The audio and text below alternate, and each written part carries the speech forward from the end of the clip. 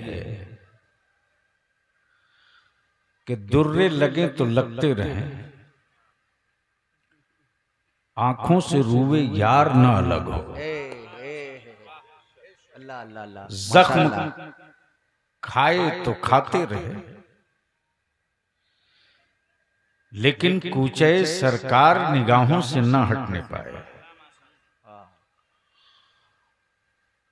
और जो उस मैकदे की एक बूंद पा गया, एक बूंद अमा तिलछट पा गया, यानी उस मैकदे के गिलास का धुला हुआ धोवन पा गया, तो उसकी कैफियत को न कोई कैमरा कैद करे, न उसके असरात को कोई कलम कागज पर उतार सके। अल्लाह अल्लाह अल्लाह। उन्हीं मस्तों में से एक मस्त पकड़ी हुई। माशाल्लाह माशाल्लाह माशाल्लाह। तवज्जो चाहूं, नवाजिश नवाजिश। छोड़ी नहीं है, पकड़ी है, छोड़ी नहीं, पकड़ी है, और वो भी दयाल के साथ है। अल्लाह रब्बुल जलाल अपने महबूब के मस्तों के सदके हम सबके ईमान की हिफाजत फरमा दे। आमीन आमीन सुम्मा आमीन। जमाते अहले सुन्नत का वो संजीदा खतीब भी, मुदर्रिस भी, जो खिताब करता भी है, खतीब पैदा करता भी है। वाह माशाल्लाह माशाल्लाह। हजरत अल्लामा मौलाना मुफ्ती हाशिम साहब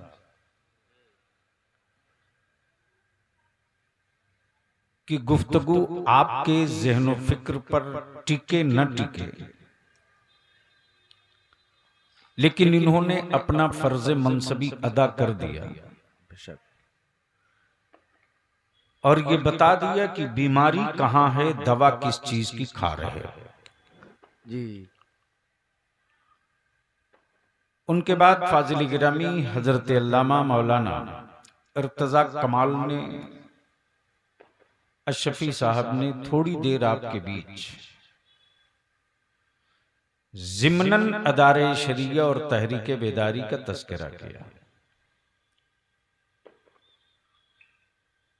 और ये तहरीक न रुकी है न रुकेगी इंशाअल्लाह। और इस तहरीक ने यह साबित कर दिया है कि मेरी नस्लों को डराकर सत्ता बदलने वालों औकात में रहो, इसलिए कि मुल्क के सेकुलरिज्म के बचाने का ठेका कब तक मुसलमान अपने सर पे लेकर ढोते रहेगा। सिर्फ तन्हा मुसलमानों के सेकुलर हो जाने से भारत का संविधान नहीं बचेगा। हाँ, हम उसके हेल्पर हो सकते हैं, हम उसकी गिरती हुई छत को रोकने के लिए बल्ला हो सकते हैं, तख्ता नहीं हो सकते। हो सकते थे, लेकिन मेरी औलादों को लोगों ने तख्ता बनने नहीं दिया। जब जब मेरे वजूद का दरख्त सेहतमंद हुआ, तब तब जुल्म के आराम मशीन पर डाल के चीर दिया गया, लेकिन हमने तो सब्र किया है। मेरी नस्लों की बर्बादी की जिसने भी किताब लिखी है, आज सड़कों पर वही सबसे ज्यादा चीख रहे हैं, हम नहीं चीख रहे। जी बेशक हक है। इसलिए थोड़ी देर बलियावी की अगर गुफ्तगू सुनने का इरादा है,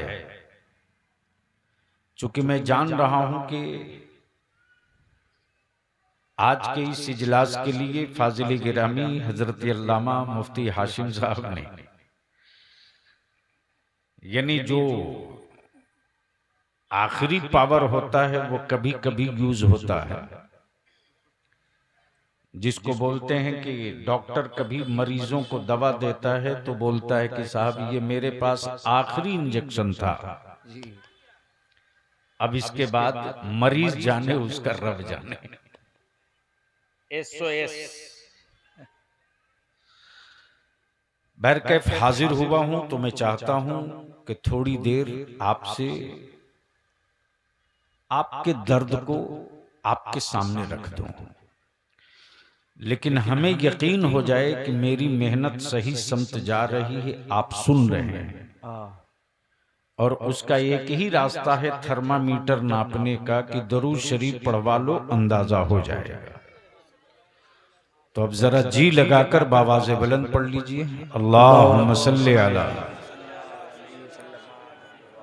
सय्यदिना मौलाना मुहम्मदिन बारिक वसल्लिम सल्लु अलैहि सलातुम व सलामुन अलैका या रसूल अल्लाह। उलमाए किराम की तवज्जो चाहूं, हज़रत एक है अकीदत, एक है हकीकत, एक है जरूरत। माशाअल्लाह। अकीदत ये कहती है कि रोज तैबा चलो, तवज्जो चाहूं, नवाजिश। स्टेज वाले बोले तो आप भी बोल देंगे, नवाजिश करम। मुफ्ती साहब, अकीदत ये कहती है रोज तैबा चलो, हकीकत ये कहती है कि शहरे रसूल में जाने के लायक चेहरा तो बना लो। अकीदत ये कहती है कि चल करबले मोहल्ला, हकीकत ये कहती है कि हुसैनी सांचे में ढल ले फिर आ करबला। अकीदत कहती है कि चल बगदादे मोहल्ला, हकीकत कहती है कि दस्तगीर की बारगाह में आने से पहले अपने कल्बो नजर को, अपनी फिक्रो बसीरत को पहले सायलों की फिहरिस्त में खड़ा कर ले, फिर आ उस दस्तगीर की बारगाह में।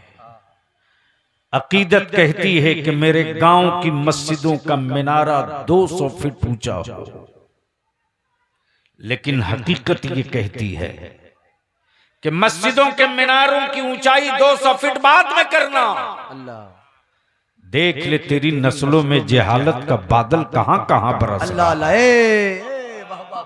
अकीदत ये कहती है कि बेटे के लिए बहुत कुछ बना दो, हकीकत ये कहती है कि बाद में इसको बनाना प्रॉपर्टी इसके लिए और दौलत।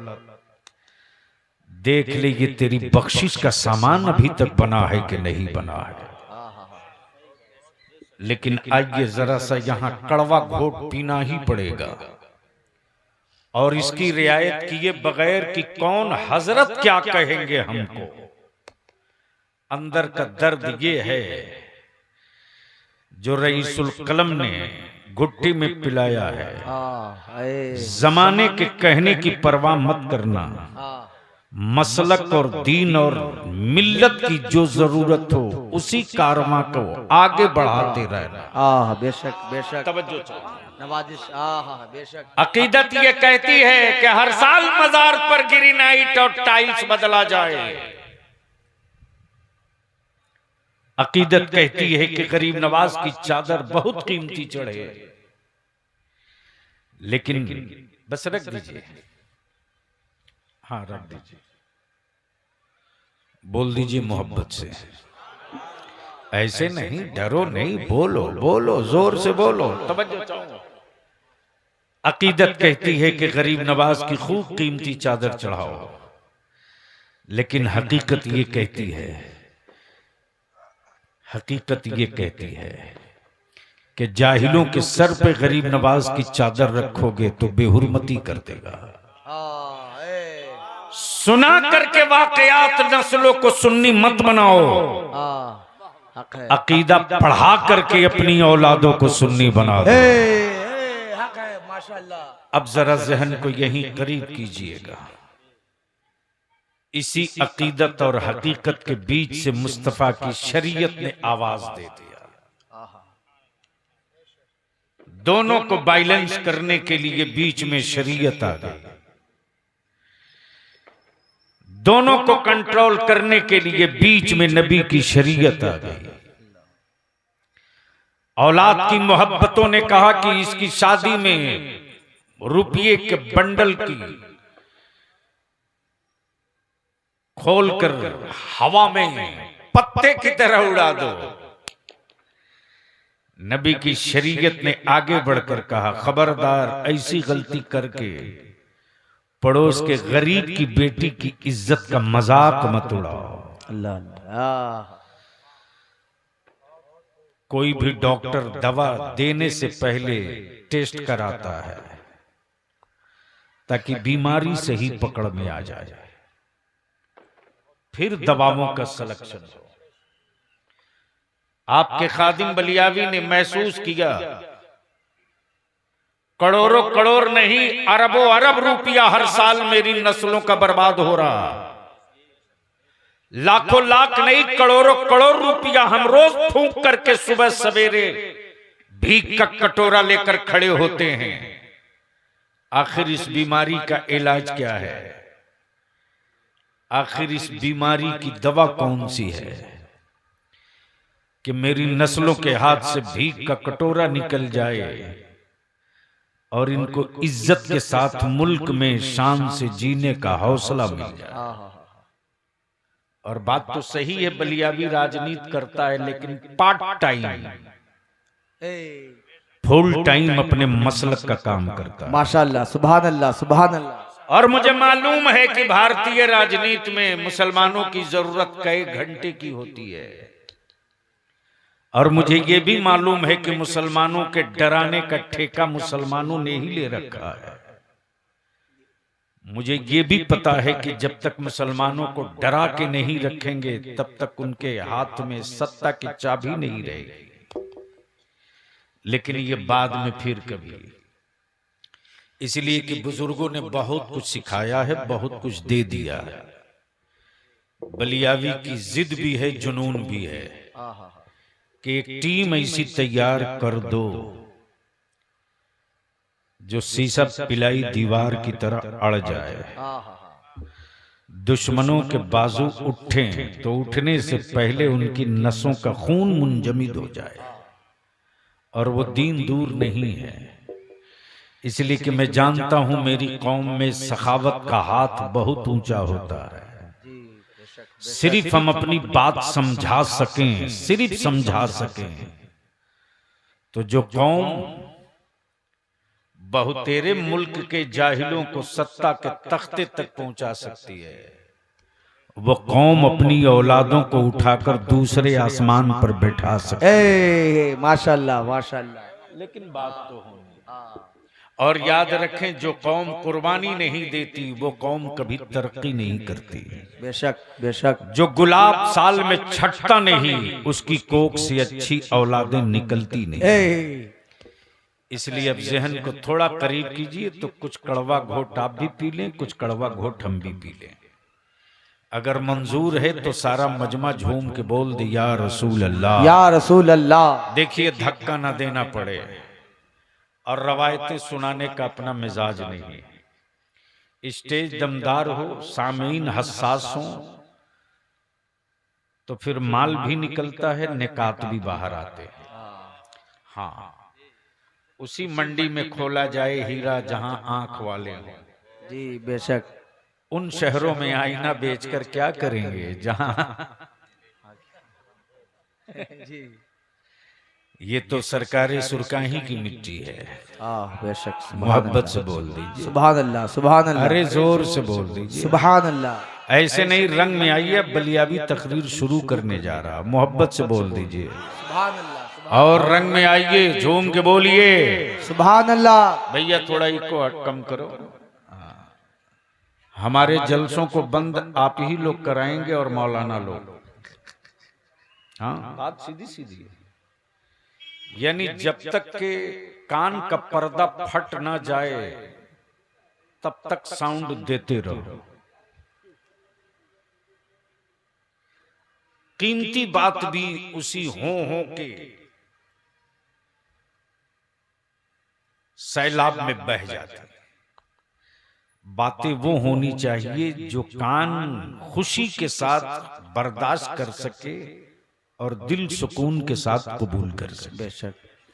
मोहब्बत से बोल दीजिए एक बार और सुबहान अल्लाह। सुबहान अल्लाह, सुबहान अल्लाह। हजरत अकीदत ये कि हर साल तैबा जाए, अकीदत ये कि हर साल तैबा जाए, हकीकत ये कि शहरे रसूल में जाने के लायक तो पहले बन जाए। अब जहन को करीब करना, अब भी हाजियों का काफिला निकलने वाला है, जाने वाले फुल मूड में तैयार हैं। जाने वाले की जो ईमानी कैफियत है उसको लफ्जों में बयान नहीं किया जा सकता। वो एक आशिक ही महसूस कर सकता है कि वह अपने रसूल की बारगाह में क्या क्या कहेगा, अपने नबी की बारगाह में क्या क्या इस्तगासा पेश करेगा, कासिमे नेमत से वो ना जाने क्या क्या मांग लेगा। लेकिन ये भी कड़वा सच है कि आज कुछ लोगों ने जन्नत बेचने की एजेंसी ले रखी है। अल्लाह अल्लाह। और आज कुछ बहुत सारे उनके दलाल लोग जन्नत बेचवाने का पट्टा लिए घूम रहे हैं। माफ करना, जिनकी अपनी जन्नत की गारंटी नहीं वो होलसेलर बने हुए हैं। लेकिन बलिया भी उनकी भी दुकानों में ताला लगवा कर दम लेगा। इसलिए कि मैं खूब जानता हूं कि मेरी मिल्लत को इस वक्त किस दवा की जरूरत है, मेरी नस्लों को किस दवा की जरूरत है। मैं भी सोचता था मुफ्ती हाशिम साहब एक जन्नत खरीद लो, बहुत तेरे लोग बेच रहे हैं, एक मैं भी खरीद लूं। बहुत से लोग वकालत कर रहे हैं, मैं भी सोचा था एक खरीद लूं। लेकिन मैं भी परेशान हुआ जन्नत खरीदने के लिए। लेकिन ये मेरी आंखें फटी की फटी रह गई कि पूरे बाजार में कहीं बहलोल दाना नजर नहीं आ रहा। अल्लाह अल्लाह। बहलोल दाना मिले जब तक जन्नत खरीदे। अब मैं कराम को रोक करके एक बात अर्ज कर दूं, एक बात रोक करके अर्ज कर दूं। हजरत मैं नाम भूल गया हूं, प्लीज। हजरत मौलाना असरारुल हक साहब नूरी, मान लीजिए जमीन इनकी है, जहन में हाजिर रखिएगा तो गुफ्तगू का ये हिस्सा समझ में आएगा। जन्नत का मालिक कौन?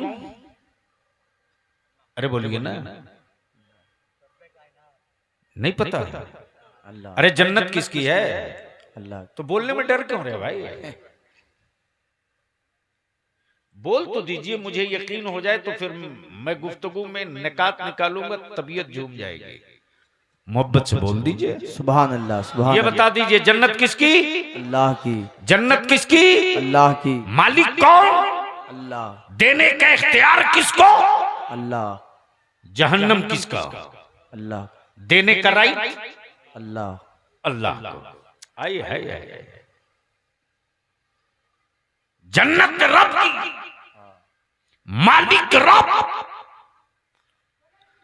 और अल्लाह की मिल्कियत का कासिम मेरा रसूल। सुभान अल्लाह। कासिम मेरा रसूल। लेकिन बेच रहे अल्लाह की जन्नत बहलोल दाना। मैंने देखा कि मौलाना नूरी साहब की जमीन को मुफ्ती हाशिम बेच रहे हैं। खरीद लिए मौलाना इर्तजा कमाल। मैंने कहा मौलाना ये प्लॉट तो नूरी साहब की थी, क्या बीच में मुफ्ती हाशिम ने ले लिया था क्या? इन्होंने जवाब दिया कि इसके चक्कर में मैं नहीं पड़ूंगा। कटी हुई रसीद थी, देखा कि हाँ इनके पास ये जमीन है, कब्जा इन्हीं का था, मैंने उनसे ले ली। मैं सोचते रहा या अल्लाह, प्रॉपर्टी किसी और की, बेच कोई और रहा, खरीद कोई और रहा। जन्नत रब की, जन्नत रब की, मालिक रब, बेचे बहलोल दाना। आलम तसव्वुर में मैंने पूछ लिया, मौलाना नूरी साहब जमीन आपकी थी तो बेचा मुफ्ती हाशिम ने कैसे?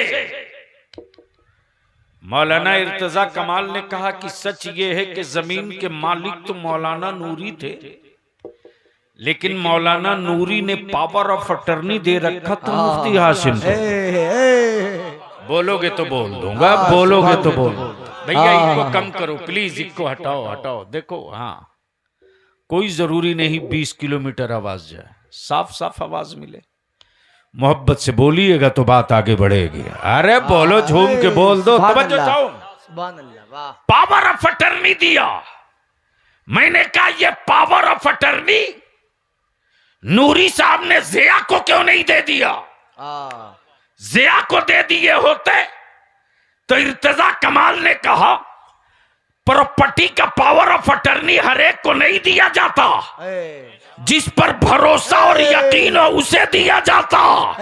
अमा जन्नत रब की, भरोसा बहलोल दाना पर। मिल्कियत मेरी है, भरोसा तुझ पर है। तुम चाहो तो पूरी हुकूमत लेकर बेच दो, या तुम चाहो तो 2 रियाल लेकर बेच दो। नारे तकबीर, नारे रिसालत, हुजूर गाज़ी मिल्लत, मसलके आला हजरत, फैज़ाने सरकारे सुरकाही।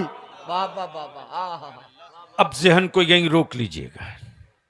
जमीन अल्लाह की, आसमान अल्लाह का। मुफ्ती साहब, पूरी दुनिया में हाई टेक मुल्कों की कमी नहीं है। पूरी दुनिया में हाई टेक टेक्नोलॉजी वाली कंट्रीज की कमी नहीं है, लेकिन अल्लाह ने पूरी जुरूए जमीन पर बनाया तो रब ने, लेकिन मेरे रब ने पूरी रूए जमीन की कसम नहीं फरमाई। अल्लाह अल्लाह, बल्कि मेरे रब ने उस शहर की कसम फरमाया है जिस शहर में मुस्तफा का कदमे नाज पड़ा है। माशाल्लाह माशाल्लाह, सुभान अल्लाह। अमेरिका बहुत पैसे वाला मुल्क हो सकता है, लेकिन उसकी कसम रब नहीं फरमाता। बेशक। आए है। सच ये है कि मुसलमान तूने सुनकर इस्लाम को समझा है, काश तू इस्लाम को समझकर समझा होता। अब आइए थोड़ा सा आपको सर्वे करा दूं अपने दिमाग से, और भेजा शरीफ से ये बात निकाल दीजिए कि आपसे किसी कुफ्र को खतरा है। मुफ्ती साहब जी, ये बेला वजह की बात है कि हमसे किसी को खतरा है। अगर ये कोई बात कहते हो समझ लेना ये पागल है। हमसे किसी को खतरा नहीं, हमसे किसी को खतरा नहीं, लेकिन पूरी कुफ्र को अगर खतरा है तो सिर्फ 2 से। एक का नाम इस्लाम है, दूसरे का नाम कुरान है। बोलेंगे तो बोल दूंगा। सुभान अल्लाह, सुभान अल्लाह। ऐसे नहीं बोलेंगे तो बोल दूंगा। सुभान अल्लाह। रंग में आओ तो 2G स्पेक्ट्रम समझा दूं। ये मोबाइल आज पैदा हुआ है, बुनियाद कब पड़ी है वो बता दूं, लेकिन मंडी अच्छी हो तो माल निकले। तवज्जो चाहो, लेकिन चुप खामोश है। जहन को हाजिर कीजिएगा। कुफ्र को खतरा सिर्फ 2 से है, एक इस्लाम से, दूसरा कुरान से। हमसे आपसे नहीं। उन्हें मालूम है कि ये बगैर जिंदगी की लाशें हैं। उन्हें पता है कि ये मरे हुए पत्थरों के टुकड़े हैं। उन्हें एहसास है कि ये चीख तो सकते हैं, चल नहीं सकते। अल्लाह अल्लाह। उन्हें खूब मालूम है कि ये मोहल्लों में दहाड़ तो सकते हैं, सड़कों पे निकल नहीं सकते। उन्हें खूब पता है ये बिरयानी में मस्त रह सकते हैं, अपनी नस्लों के लिए नक्शा नहीं बना सकते। अल्लाह अल्लाह। उन्हें खूब पता है कि ये तसव्वुर की जन्नत खरीद सकते हैं, हकीकी जन्नत से दूर रह जाएंगे। उन्हें खूब पता है खतरा है कुफ्र को तो सिर्फ 2 से है। एक का नाम इस्लाम है, दूसरे का नाम कुरान है। कुरान ही वो किताब है जिसने इस्लाम का आईना खड़ा किया। बेशक, वाह, बेशक, बेशक। कुरान ही वो किताब है जिसने इस्लाम का आईना खड़ा किया। और इस्लाम वो आईना है कि गोरे को गोरा ही कहा है, काला नहीं कहा है। बेशक। काले को काला ही कहा है, कभी गोरा नहीं कहा है। और ये बिल्कुल वाज़ेह दो टुक है कि जब जब इस्लाम के सामने कुफ्र ने अपना चेहरा देखा है तो पलट करके अपने चेहरे को बदलने के लिए इस्लाम की चादर भी थामा है, मुस्तफा का दामन भी थामा। इसलिए कि कुरान ने जो इस्लाम का आईना रखा है, उसी आईने में वहदानियत भी है, उसी आईने में रिसालत भी है, उसी आईने में हकीकत भी है, उसी आईने में शरीयत भी है, उसी आईने में मसावात भी है, उसी आईने में रहमराफत भी है, उसी आईने में शराफत भी है, उसी आईने में गरीबों का हक भी है, उसी आईने में बेटियों के हुकूक भी है, उसी आईने में बड़े छोटे का एहतराम भी है, उसी आईने में हराम और हलाल की लिस्ट भी है, उसी आईने में बाप और बेटे में फर्क भी है, उसी आईने में माँ और बेटे का हक और इंसाफ भी है, उसी आईने में मियाँ बीवी का रिश्ता भी है, उसी आईने में हुक्मरानी भी है, उसी आईने में सदाकत भी है, उसी आईने में अदालत भी है, उसी आईने में सखावत भी है, उसी आईने में शुजाअत भी है। और किसी मुल्क को चलाने के लिए 4 चीजों का होना जरूरी। तवज्जो चाहो, अब अहले स्टेज की तवज्जो चाहो। किसी मुल्क को चलाने के लिए 4 चीजों का होना जरूरी। परिवार चलाने के लिए 4 चीजों का होना जरूरी। पहली सच्चाई, दूसरा इंसाफ, तीसरी सखावत, चौथी शुजाअत। कुफ्र ने रिसर्च किया, होश ठंडे पड़ गए कि मुस्तफा ने जो 4 पिलर गाड़ा, एक सदाकत का, एक अदालत का, एक सखावत का, एक शुजाअत का, तो पूरी दुनिया के कुफ्र की गर्दन सालों में नहीं मिनटों में ऐंठ गई। और इस्लाम का सूरज निकला तो पूरी दुनिया में उजाला हो गया। नारे तकबीर, हाथों को उठा के जवाब दे। नारे रिसालत, फैजाने हुजूर रईसुल कलम, फैजाने सरकार सुरकाही, सरजमीने पकड़ी पकोही। तब कुफ्र ने तय किया, तब कुफ्र ने तय किया, मुसलमानों की औलादों को पहले आवारा बना दो ताकि इस्लाम कमजोर हो जाए। इनकी बेटियों को बेपर्दा करो ताकि आने वाली नस्लें कमजोर हो जाएं। इनके घरों में मोबाइल के डब्बे के जरिए बुत परस्ती भेज दो ताकि इनके दिलो दिमाग से गुंबदे खजरा का वकार निकल जाए। इनको करबला वालों की तारीख से दूर रखो ताकि शहादत का जज्बा इनके वजूद से खत्म हो जाए। कुफ्र को डर है तो इस्लाम और कुरान से, लेकिन ये इस्लाम है, ये इस्लाम है, चट्टान की तरह खड़ा है। अब बाबाओं के बुलडोजर से कह रहा आओ